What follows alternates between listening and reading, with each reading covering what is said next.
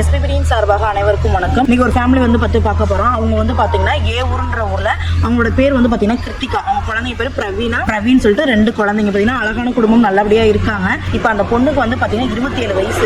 அவங்க வந்து மேரேஜ் ஆகிறப்ப அவங்களுக்கு வயது வந்து பார்த்தீங்கன்னா 19 வயசுல மேரேஜ் ஆகுது. 20 வயசுல ஒரு ஆண் குழந்தை பிறகுது. 22 வயசுல ஒரு பெண் குழந்தை பிறகுது. அவங்க 25 வயசுல அவங்க கணவர் இறக்குறாங்க.